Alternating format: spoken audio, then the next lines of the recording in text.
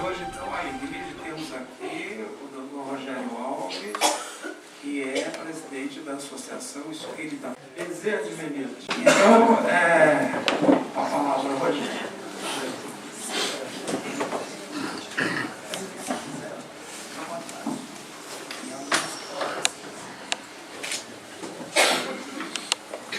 Temos bastante pessoas, mas eu acho que dá para ir sem o microfone, não dá? Estão me ouvindo bem aí atrás? Já vim com uma caixa já preparada, né, para isso. A espiritualidade superior estabelece conosco um vínculo constante, embora muitas vezes nós, nesta reciprocidade desse vínculo estabelecido, nos equivoquemos muito em função do que eles pretendem ou do que eles querem.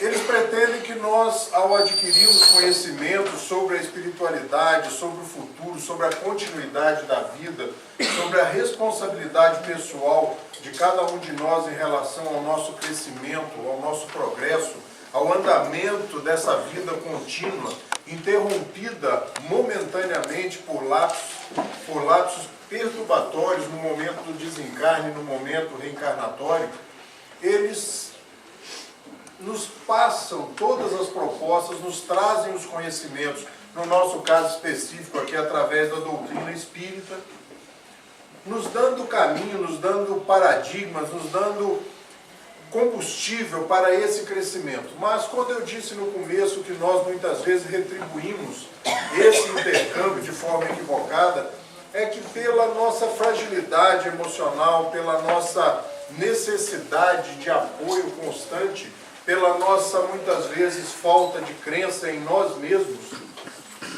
nós estabelecemos com eles vínculos equivocados de dependência. Começamos a transferir para eles incumbências e responsabilidades totalmente características e peculiares a nós mesmos. Coisas que nos caberiam fazer, muitas vezes, endereçamos ou direcionamos a eles através de preces, de rogatórias, de petitórios incessantes e muito grandes, pedindo a eles que realizem por nós ou nos concedam coisas que estão nas nossas mãos, mas que demandam e necessitam trabalho, necessitam esforço, necessitam desgaste, necessitam envolvimento.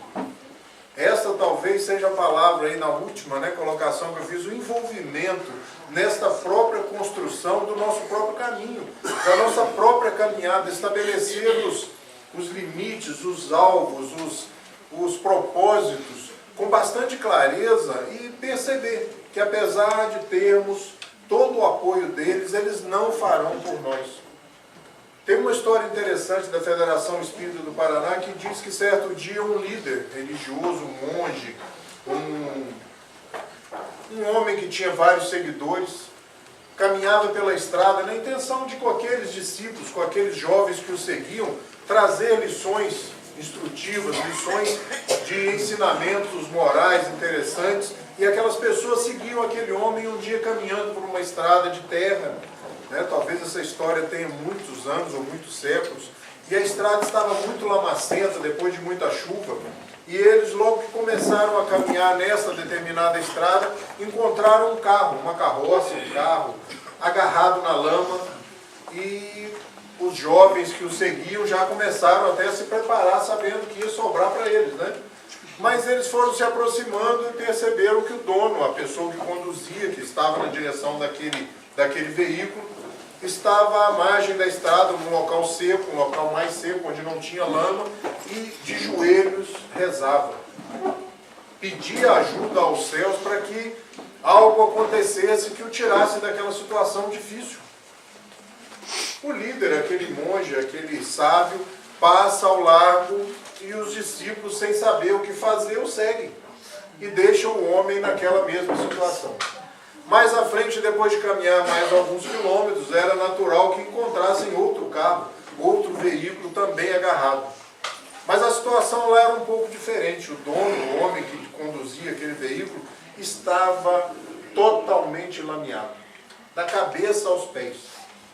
E ele xingava, ele tentava com as próprias forças tirar o carro, ele dizia impropérios, ele dizia blasfêmias, e ele ficava realmente irritado. E eles foram se aproximando e percebendo que ele tinha inchada nas rodas, tentando tirar a lama para que o carro saísse. E quando eles começam a se aproximar, ele, apesar de parar de vez em quando e olhar que a distância diminuía, não parava o trabalho ali, puxando as pedras, puxando a terra.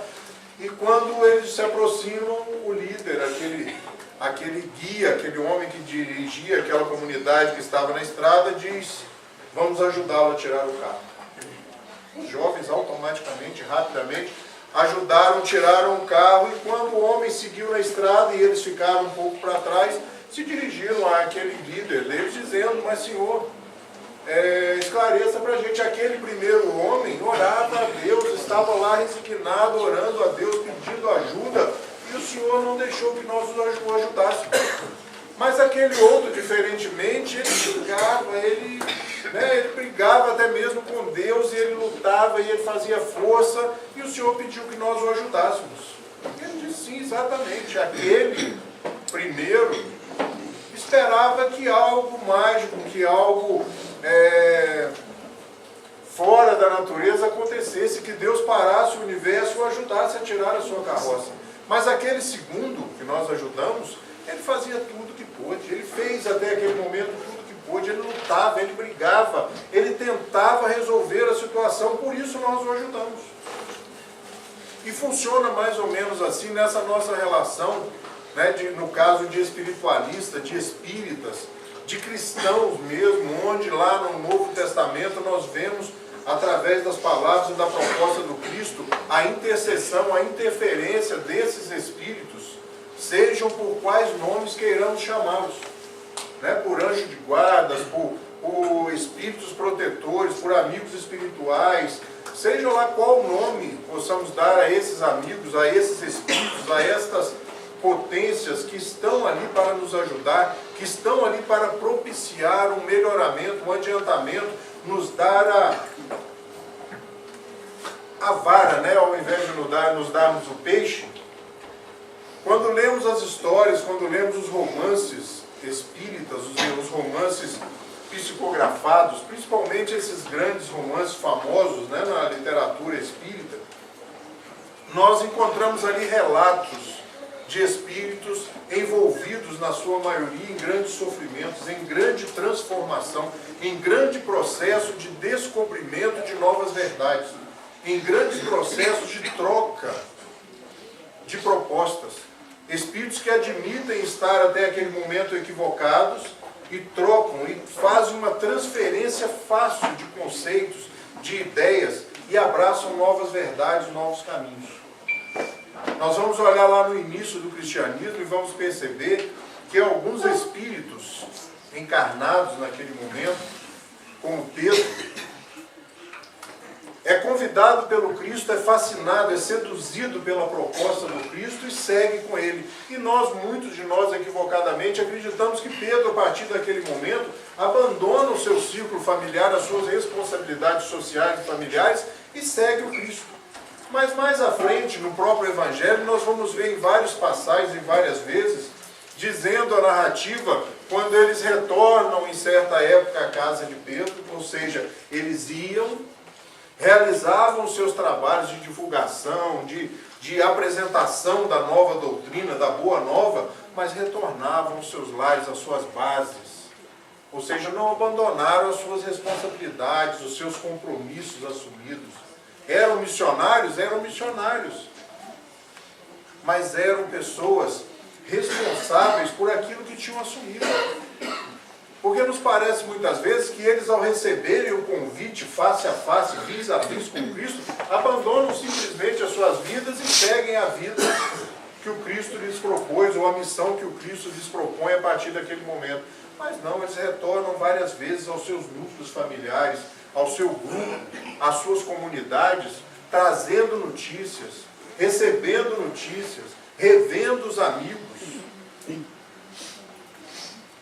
Diferentemente do que nós muitas vezes almejamos, que ao encontrarmos essas verdades, nossas vidas se transformarão instantaneamente. E que dali em diante os nossos guias espirituais, os nossos amigos espirituais, os nossos anjos de guarda cuidarão de nós, independentemente de qual seja a nossa postura e o nosso comportamento. Mas eles nos relatam que, infelizmente, não é assim que se processa. Eles estão no processo de apoio, de esclarecimento. Quando eu dizia daqueles livros da psicografia espírita, nós vemos ali grandes exemplos, e um dos grandes exemplos que eu gosto muito é o exemplo de Emmanuel, que lá no livro há 2000 anos atrás, há 2000 anos, ele é o senador Públio Lentulus, ele é o senador do Império Romano totalmente equivocado, totalmente desequilibrado, aturdido pelos valores romanos.